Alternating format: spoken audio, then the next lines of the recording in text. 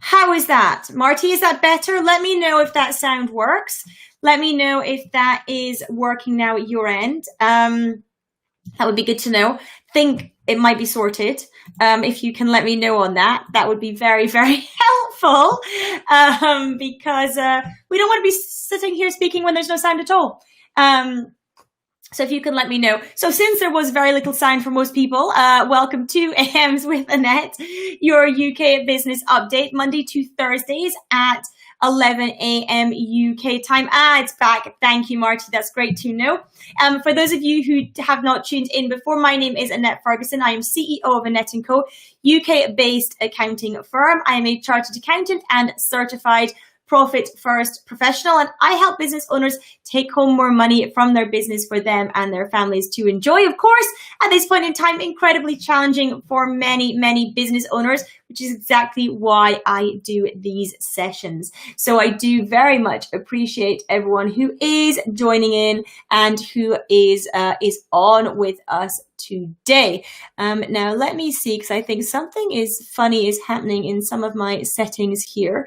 So I am just going to see what is going on, and I'm going to start that session again on one of the channels. So bear with me for 1 second, everybody, whilst I do that. There we go. Lovely. So a few things to cover off today in our session. As I say, UK business update, AMs with Annette. So first off, UK house prices. So I actually spoke in yesterday's session. Somebody asked me the question about house prices, where they were just now and what I expected to happen.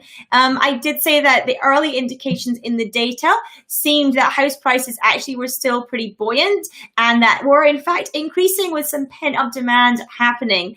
However, since then we've had some more data through, and we've actually seen that house prices have shown their first annual decline in 8 years. So they actually fell 0.1% on the previous year in June. So that is an update from yesterday's session, where we were actually speaking about UK house prices on that session as well. Holly, thanks for joining me. Tobias, thank you for tuning in. Annie, Sunflower, Jody, Lana, thank you for tuning in. Ashton, thank you for joining me today.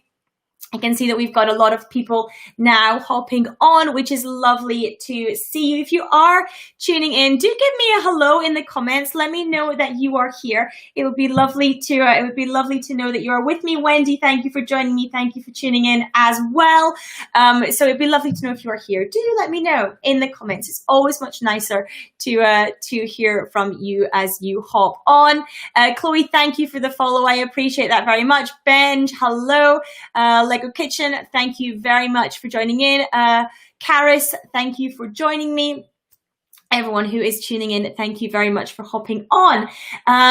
This is AMs with Annette, Mondays to Thursdays at 11 a.m. UK, covering all things UK business at the moment. So whether that's the economic side of things, the jobs side of things, the government support, the announcements, unemployment, all those kinds of things we are speaking about today. So again, thank you for joining me. I was just saying that UK house prices have shown their first annual decline in 8 years.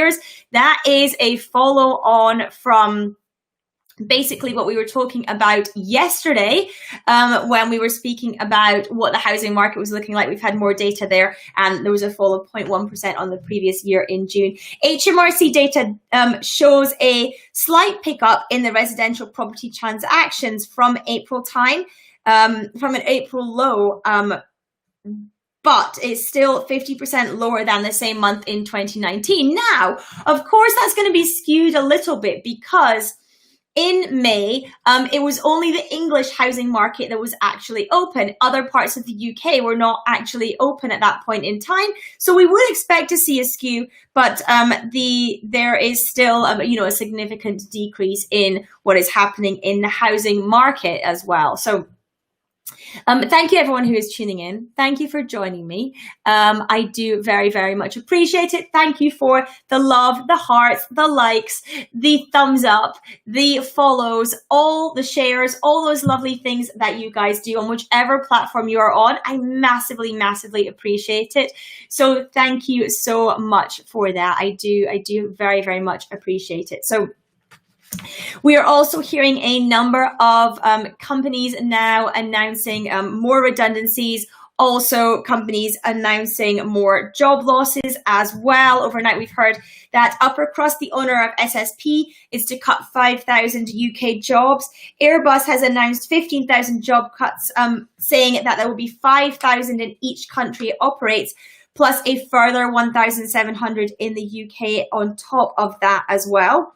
We're also hearing that TM Lewin, Harvey's and Benson for Beds have all gone into administration over the last couple of days. TM Lewin with 66 stores closing. Harvey's saying that 240 jobs have gone immediately and another 1,300 are under review as well. And then Benson for Beds have said that they should retain their 1,900 employees with a restructuring. So we'll see what happens with those as well. We are expecting more and more redundancies and job losses, unfortunately, to be announced as we move into the flexible furlough period, as we move into a point in time where companies would have to pay for their staff that are currently on furlough. So that is the situation that we have. Eloisa, always wonderful to see you. Thank you for joining me. The Real Colin, thank you for tuning in as well. Hey, Summer, lovely to have you on TikTok. Thank you for joining me and thank you for saying hello. I do appreciate that very, very much. Let's see what else we have here in terms of questions. Where are we? I don't go into the politics side of things on here, Golden Brass, so I don't cover anything from a political angle. We will speak about government support and the economy and those kinds of things, but not the pure politics of things as well. Ava, happy birthday. I'm not going to sing, but happy birthday to you. It's lovely to see you. I hope you have a wonderful, wonderful birthday. Duncan, hello, lovely to see you again. Thank you for joining me as well. I do appreciate you tuning in. What else are we hearing as well? Duncan is saying it's also going to affect the self-employed handyman massively as well. Yeah, I mean, the thing is, increased unemployment is going to have a knock-on effect in all areas of the economy. Absolutely. So we are going to see, people potentially spending less and those kinds of things too. That is why the government wants to encourage spending to avoid, keeping it down as well. What else? Happy birthday, Tess. Happy birthday to you as well. Benj, lovely to have you first time tuning in. Welcome. Thank you for joining me. I do appreciate you tuning in as well. As I do for everyone who is tuning in, this is AMs with Annette, UK Business Update, Mondays to Thursdays at 11 a.m. where we cover everything that's been happening in the economy with the support available, with the recession, with Brexit, when it comes to the economy, all those kinds of things as well. So business groups are calling for targeted support as COVID-19 spikes in certain areas mean that closures would have to happen. So, for example, we've seen in Leicester, of course, businesses being asked to shut down for 2 weeks, and of things like hairdressers being unable to open come the 4th of July. And therefore, business groups are saying, well, if we're being asked to close again, we need some sort of support to be able to do that. Understandably, we can see why that is being called for. Whether or not that comes, I honestly would be skeptical. I can't see the government wanting to put in financial support to certain areas when they are forced to close as a result of local shutdowns. I could be wrong, and I would love to be wrong on that, but in all honesty, I feel like that's unlikely to come. Never say never, but I feel like it might be unlikely. Good morning, Reverend Bo. Thank you for tuning in. I do appreciate it. Huddy Bear, thank you for the follow. I very much appreciate it as well. And thank you for the wave reel, Colin. I do also appreciate that too. We are hearing that 1 in 10 workers in the UK has stopped paying into their pension or cut contributions, and this is particularly applicable to employees in the 40 to 55 bracket. So those that will need that pension sooner, people, of course, we've heard are trying to conserve cash. And we also, I spoke about yesterday, the fact that there is higher levels of bank deposits at the moment from people trying to preserve cash at the moment. So that ties into people stopping paying into their pension schemes because they just want to have the cash on hand, because we just don't know what will happen over the next few weeks and months. You know, people with job uncertainty, for example, and, you know, whether second waves come, what happens come winter. It's just a lot of uncertainty. And in uncertain times, people like to try and preserve cash as much as they possibly can. So, you know, that is flowing through into people's pension contributions as well. Let's have a look. Let's just block some craziness going on there. What else have we got here? I can say hello to Mike. Mike, lovely to see you. Hello. Thank you for joining me. Benj, it's all right. I block people who are being rude and ridiculous. So thank you for the defense there. But I certainly block them. So do not worry on that front. Excellent stuff. So any questions that you have on this, of course, please do feel free to ask me in the comments. I'm happy to cover off anything there. We're also hearing that more than 100 UK company chiefs, entrepreneurs and business groups have written to the Prime Minister Boris Johnson warning that it would be hugely damaging to the economy if Britain leaves the EU without a deal at the end of the year. This is something that I've been kind of touching on over the last couple of weeks as well, that actually if we end up with a no deal at the end of the year, this is going to be a real problem to the economy. Economists predict that with a no deal, we would have a loss of around 2 million jobs in the UK and a drop of GDP of about 2%. That is, of course, on top of the effects that we will have seen with coronavirus. We have 9.1 million people on furlough at the moment, potentially the hidden unemployed, as people are talking about. We also now have UK debt higher than GDP. So, you know, we are in a pretty difficult place as a country financially at the moment, and we're on a cliff edge with jobs and things too, and expected rises of unemployment. The very last thing that we need is another hit at the end of the year as we move. If we have a no-deal Brexit, it's going to cause some massive issues on that front. The business leaders are saying that if there is a no-deal outcome would result in more people out of work and lower living standards. They are also saying that businesses simply do not have the time or capacity to prepare for big changes in trading rules by the end of the year, especially considering they are already grappling with the upheaval caused by COVID. Of course, you know, at the moment, businesses have increased costs as a result of things like PPE put in place, reduced footfall as a result of things like social distancing, all those kinds of things. And the last thing that many businesses need is, of course, adding to that as well. Ben says, do I think there would be long-term issues caused if we were to commit to a no-deal Brexit? Depends what you mean by long-term. I think certainly short to mid-term, I think there's going to be issues, certainly the next few years at the very least. If we're speaking 20 years, then perhaps not. It might level things out. But short to midterm, yeah, it does feel that way. There's going to be increased tariffs. There's talks of the car industry unable to survive with the tariff increases in the UK and potentially would have to close. There's going to be increased costs of many things, food for one, in the UK as a result of tariffs as well. So yeah, I think there are going to be long-term issues for the individual and for the economy, unfortunately. Louise, thank you for joining me. I can certainly give you a shout out. Thank you for tuning in. Hey Moonbeam 1971, thank you for joining me and tuning in, and for the follow as well. I do very much appreciate it.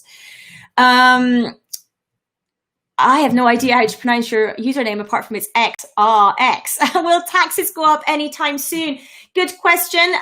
What we are hearing is that, of course, the Chancellor is being encouraged to think about this increased debt as if it were a wartime debt. So he's being encouraged to basically spread the repayment of the debt over tens of years.